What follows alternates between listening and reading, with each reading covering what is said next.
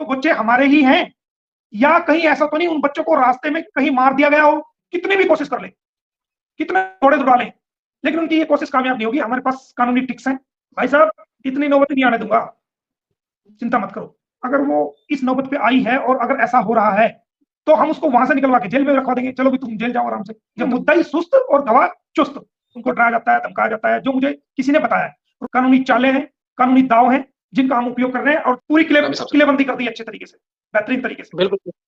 हम उनको कोर्ट में पेश करेंगे और वो कोर्ट जो है बच्चों को बुलाएगी और हैदर से मुलाकात कराएगी। अस्सलामुअलैकुम मेरे दोस्तों ये नए वीडियो दिखाने से पहले आपसे गुजारिश है, आज का ये वीडियो बीच में ही छोड़कर मत जाना, पूरा एंड तक ज़रूर देखना, क्योंकि आज मैं बात करूंगा गुलाम हैदर के वकील मोमिन मलिक साहब की नई अपडेट के बारे में।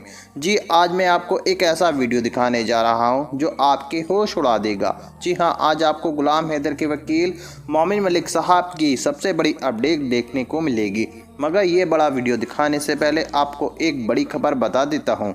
जी हाँ दोस्तों, आज की सबसे बड़ी खबर ये है कि इस भगोड़ी पर फिर से आफत आ गई है। जी दोस्तों, इस सचिन और भगोड़ी सीमा के बीच में फिर से मारपीट हुई है। सचिन ने फिर से इस भगोड़ी को खूब पीटा है। जी हाँ दोस्तों, ये भगोड़ी लप्पू के साथ बहुत ज़्यादा परेशान है, क्योंकि इस भगोड़ी पर रोज़ मार लग रही है। अब मैं आपको आज का सबसे बड़ा वीडियो दिखाने जा रहा हूँ जो आपके होश उड़ा देगा, इसलिए ये वीडियो पूरा एंड तक ज़रूर देखना। और अगर आप मेरे चैनल पर नए आए हो, चैनल को ज़रूर सब्सक्राइब करना, साथ में इस वीडियो को ज़्यादा से ज़्यादा लोगों में शेयर ज़रूर करना। चलिए दोस्तों, पहले आप ये वीडियो देखिए, फिर आकर मैं आपसे बात करता हूँ। सोबा तो ये आम इंसान को भी नहीं देता। जो एक आम इंसान है, किसी भी देश का है, चाहे आम इंसान है, यहाँ तक कि कोई रिक्शा पुलर भी है, कोई फलों की रेडी भी लगा रहा है या कोई मजदूरी कर रहा है और वो बासहूर है, वो इंसेंस नहीं है, उसको अकल है, उसको तमीज है, वो इंसान को भी ये शोभा नहीं देता। और पढ़े लिखे इंसान की तो ज्यादा जिम्मेदारी है, खासकर उस इंसान की जिम्मेदारी ज्यादा है जो इंसान लॉ ग्रेजुएट है और जो अपने आप को प्रैक्टिस में कहता है कि हम प्रैक्टिस में। तो ये जिम्मेदारी उन लोगों की ज्यादा है कि वो देश को गुमराह ना करे, गलत तरीके से किसी भी कानून का इंटरप्रिटेशन ना करे। अगर वो करता है तो देखो, वो प्रोफेशनल मिसकंडक्ट करता है, अपने प्रोफेशन से वो हट के बात करता है, कानून से वो हट के बात करता है। हम लोगों से ये नहीं होता। हम सब, हमारा अपना जीवन एक ऐसा रहा है, प्रोफेशनल भी और वैसा भी। आपने कभी भी देखा होगा, मैं ज्यादा बड़ी उसकी बात नहीं करता। मैं आपको कोई भी बात करता हूं, मैं कभी भी इधर उधर की बात नहीं करता। मैं सबसे पहले आपको कानून की सेक्शंस बताता हूं और किस कानून के तहत है वो बता करके तब मैं बात करता हूं। जी जी। देखिए, वो अभी अभी अभी क्योंकि एक मेरी पॉलिसी है काम करने की, उसको मैं डिस्क्लोज नहीं करता, ठीक है। और जो गुलाम हैदर ने आज ये बात की है, जो वो करता है, इसके बारे में भी मैं अभी आपसे वो अलग से मैं फोन से बात कर लूंगा आपसे। आप वकील साहब से समझते हैं, वकील साहब उस चीज को समझ रहे हैं, वो मैं आपको आपसे अलग से लूंगा। लेकिन मैं इतना कहना चाहता हूं कि देखिए, एक ना, एक एक मतलब बेहिस होने की भी एक लिमिट है किसी भी इंसान की। वो इंसान छोटे पैमाने पे भी हो सकता है, उसका लेवल बड़ा भी हो सकता है, कम भी हो सकता है। तो मैं तो ये बात कहता हूं कि अगर वो इस नौबत पे आई है और अगर ऐसा हो रहा है तो देखिए, उसके लिए कौन जिम्मेदार है? आप देखो ना, उसके लिए तो वो खुद ही जिम्मेदार है।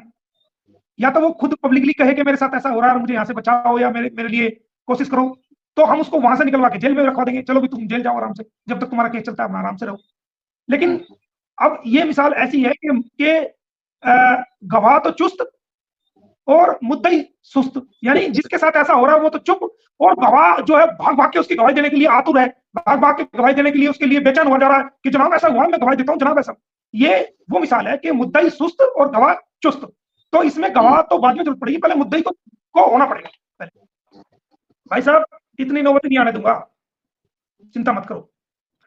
हालांकि उन बच्चों को जब से मैंने ये कानूनी नोटिस दिया है और जब से मैं मेरी एंट्री हुई है और जब से उनको पता है, तो उनको रोज ट्रेनिंग दी जाती है बच्चों को कि वो हैदर को वो पहचानने से इनकार कर दे। उनको डराया जाता है, धमकाया जाता है, जो मुझे किसी ने बताया है। रोज ट्रेनिंग दी जा रही है, उनको इस बात के लिए प्रिपेयर किया जा रहा है कि जब तक हैदर आए तो वो उनको कोर्ट में इनकार कर दे आने से पहले। लेकिन अब हम भी उनके गुरु हैं,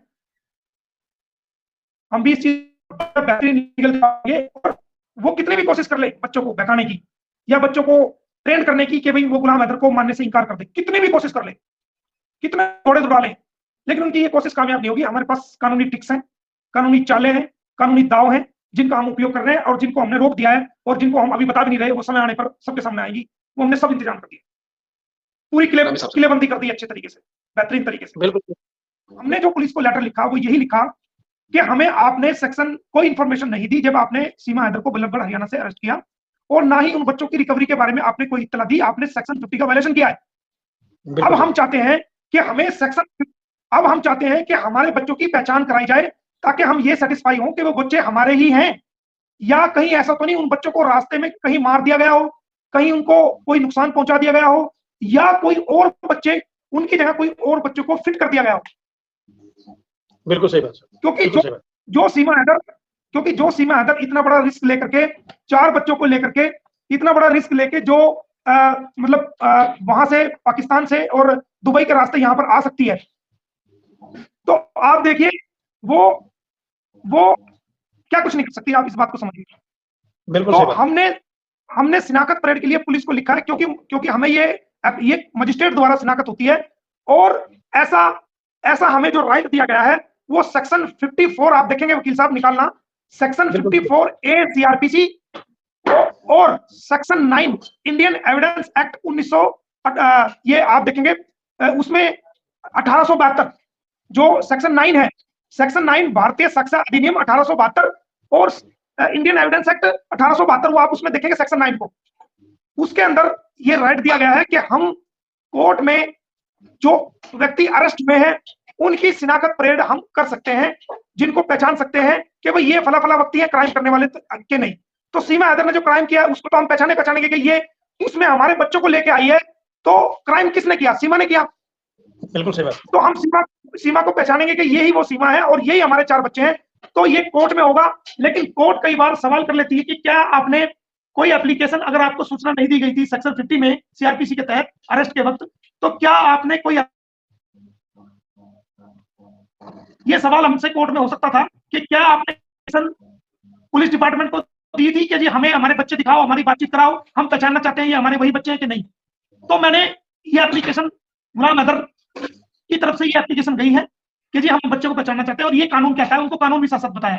अब हम क्या करेंगे, अब हम इसको जब भी हमें कोर्ट द्वारा जब हैदर भाई भारत में आएंगे तो बाकायदा हम उनको कोर्ट में पेश करेंगे, और वो कोर्ट जो है बच्चों को बुलाएगी और हैदर से मुलाकात कराएगी और बातचीत कराएगी, और हैदर खुद मुलाकात कर सकते हैं, बातचीत कर सकते हैं। और जो बच्चे हैं जब अपने बाप को देखेंगे तो वो कितना भी पट्टी उनको पढ़ा ले, कुछ भी कर ले,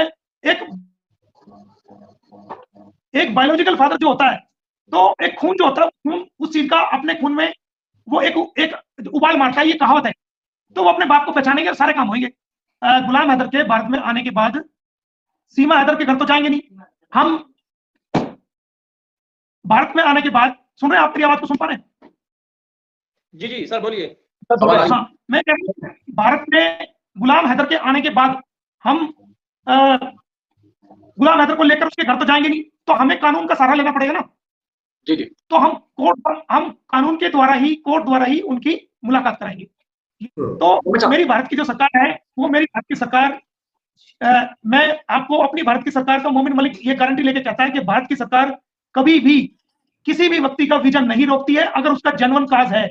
और मेरे से ये आप गारंटी ले लो कि मेरी भारत की सरकार गुलाम हैदर की मजबूरी को, एक अभागे बाप की मजबूरी को, एक मजबूर बाप को, एक पूरी दुनिया जिसकी लुट गई है, जिसका घर बेच दिया गया, जिसपे जुल्म किए जा रहे हैं, एक वो साधारण आम जनता है, पाकिस्तान के आम नागरिक है, ऐसे इंसान को जिसके बच्चे भारत में फंसे हुए हैं, और सीमा हैदर अपनी दिमाग की गलत उपज के कारण यहाँ पर फंसी हुई है, और पब्लिसिटी और फेमस होने के चक्कर में और झूठे प्यार के चक्कर में, झूठे रिलेशन के चक्कर में जो उन बच्चों को रखी हुई है, उस चीज को भारत सरकार भी समझ रही है। भारत सरकार गुलाम हैदर को वीजा देगी, उसके बच्चों से भी मिलवाएगी, और एक दिन देखना कि ऑर्डर तो हम कराएंगे कोर्ट से, और भारत की सरकार ही उन कोर्ट के ऑर्डर को एग्जीक्यूट करके इन बच्चों को डिपोर्ट करेगी।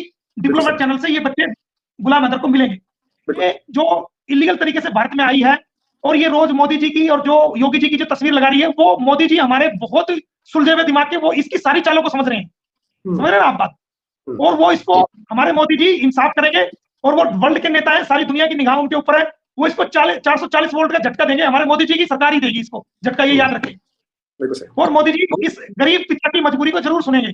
आप देखना, इसको सब कुछ वीजा भी मिलेगा, और हमारी भारत की सरकार इसको पूरा सहयोग करेगी और इसकी पूरी मदद करेगी, ये ऐसा मेरा मानना है। और वो वायरल किया होगा, मैंने तो नहीं सुना अभी, लेकिन चलो कभी सुनेंगे तो फिर देख लेंगे। लेकिन हम इससे, हमारा काम है लीगल कार्रवाई करना। देखिए, पर्सनल हमारी कोई दुश्मनी नहीं। कल को यही सीमा अगर ये कहते जी मेरे से गलती हो गई है, और ये जो इनका भाई ये कहते जी मेरे से गलती हो गई है, चलो और मैं ये मुकदमा भुगतने के लिए तैयार हूं, और मैं अपने जो ना अपने शोहर के साथ जाना चाहती हूँ, अपने बच्चों को ले जाना चाहती हूँ। तो देखिए, हम क्या करेंगे फिर, हमें डाइवर्ट, कानूनी रूप से डाइवर्ट होकर के सारी प्रोसीडिंग को स्टॉप करना पड़ेगा और उसमें उसी हिसाब से उसके बयान कराने पड़ेंगे और उसके साथ उसको भिजवाना पड़ेगा। तो ये मियाँ बीवी की लड़ाई है। चलो वो भटकी हुई है आज, वो ज़हनी तौर से उसका तवज्जो वो गलत तरीके की तरफ गया हुआ है, लेकिन हम जो कानून के करने वाले लोग हैं, तो हम तो उसी हिसाब से मैनेज करके चलते हैं। हमारी पर्सनल कोई दुश्मनी नहीं है किसी के साथ, लेकिन हम कानूनी कार्रवाई करेंगे और जो उसके खिलाफ जो बन रही है कानूनी कार्रवाई वो कर रहे हैं, और उन बच्चों को लेने के लिए भी जो कानूनी कार्रवाई बनेगी हम उसको करेंगे और कराएंगे। अगर दोनों मियाँ बीवी की अगर गुलाम अदर यहाँ आ जाता है, तो मैं तो कोर्ट से भी कहूंगा एक बार तो, क्योंकि मैं सुलह में भी विश्वास रखता हूँ। सजा दिलाना ही सब कुछ नहीं है। सुलह अगर होती है, अगर इंसानियत के नाते सुलह होती है, तो सुलह में भी मैं विश्वास रखता हूँ। तो कोर्ट से ऑर्डर करा करके इनकी दोनों की बातचीत भी कराई जाएगी कंसाइलेशन सेंटर के थ्रू, कि भाई इनको दोनों को बिठा करके एक बार इनकी सलाह करा दी जाए कि इनके विचार मिलते हैं नहीं। अगर वो मिलेंगे और वो मिल जाते हैं और वो जाना चाहती है तो चली, तो उसमें उसके लिए आसान है, गलती तो कर ही रही है। हो सकता है वो गुलाम हैदर के आने के बाद ये कहना शुरू कर दे, हाँ मैं तो गुलाम हैदर के साथ जाऊंगी। ये भी तो हो सकता है, जैसा कि आप लोग बता रहे हैं कि उसको मारा जा रहा है, पीटा जा रहा है। और अगर वो अभी कह दे कि मैं गुलाम हैदर के साथ जाऊंगी, तो उस पे हो सकता है और उसकी पिटाई हो। गुलाम हैदर के आने के बाद हो सकता है वो खुद ही डिक्लेयर कर दे कि जी मैं तो अपने पति के साथ जाऊंगी, जो मेरा पति है, मैं तो अपने बच्चे को लेकर जाऊंगी। क्योंकि हो सकता है वो अभी पिट रही है ना, आप बता रहे हो जैसे वो पिट रही है, वीडियो भी सामने आ रही है। तो आने वाले टाइम में जब गुलाम हैदर भारत में आ जाएगा, तो हो सकता है ये एकदम पलटी मार दे और ये कहना शुरू कर दे, जी मैं तो गुलाम हैदर के साथ जाऊंगी, अपने बच्चों को लेकर जाऊंगी। कोई पॉलिसी इसने अडॉप्ट करी हुई हो, क्योंकि ये बहुत चालाक है। ये पॉलिसी कहीं इसने अडॉप्ट ना करी हो। दोस्तों देखा आपने ये वीडियो, मुझको पूरी उम्मीद है ये वीडियो आपको बेहद पसंद आया होगा और आपने इस वीडियो में देखा होगा ये भगोड़ी कितनी गंदी औरत है। दोस्तों अब भगोड़ी नहीं बचेगी गुलाम हैदर के हाथों से। दोस्तों गुलाम हैदर के वकील मोमिन मलिक साहब इस भगोड़ी को जेल भेजकर ही दब लेंगे। दोस्तों आपकी क्या राय है इस वीडियो के बारे में, मुझको कमेंट बॉक्स में आकर कमेंट कर ज़रूर बताना। दोस्तों आज के वीडियो में बस इतना ही, मैं फिर मिलूंगा ऐसे ही दूसरी वीडियो के साथ, तब तक के लिए खुदा हाफिज।